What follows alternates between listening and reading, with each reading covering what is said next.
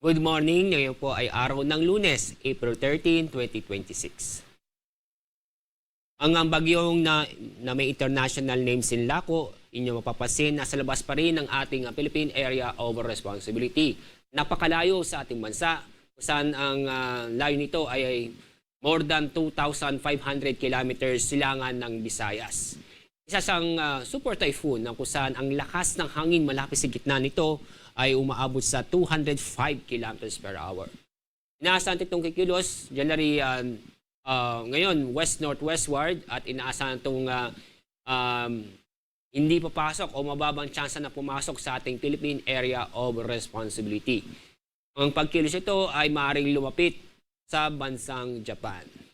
At yung papansin sa ating itong binabantayang bagyo, walang epekto sa ating panahon ngayon.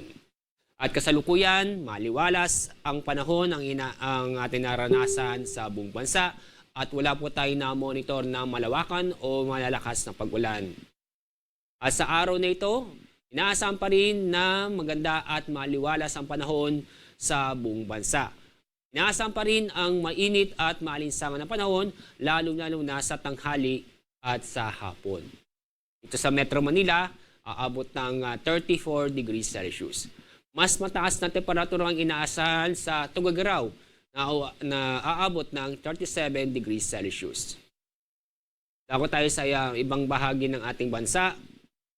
Aabot ng 33 degrees Celsius sa Calayan Island, Puerto Princesa, ganun din sa Tacloban at sa Davao City. Bahagyang mas mataas ang temperatura sa Zamboanga na aabot ng 34 degrees Celsius. Inaasahan po natin ang mga isolated na mga pag-ulan o sandaling pag-ulan, lalo na sa Visayas at sa Mindanao. Kahapon, ang pinamataas na heat index ay 42 degrees Celsius, doon po yan sa Cotabato City, Maguindanao. Sa Metro Manila, umabot ng 36 hanggang 38 degrees Celsius. Ngayong araw sa Lunes, ang forecast natin na pinamataas na heat index ay 42 degrees Celsius, doon pa rin sa Cotabato City, Maguindanao.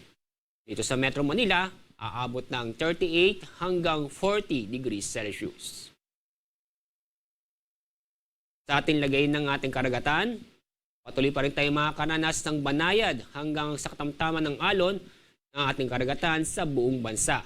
Kaya safe na pumalaot ang ating mga kababayan, pero huwag kalimutang mag-ingat dahil sa mga nabubuong thunderstorm ang kadalasan sa hapon o sa gabi.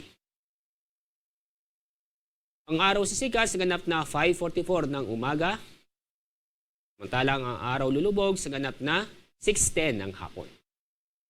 Yan ang ating update mula sa Pag-asa. Ako po si Alzar D. Aurelio.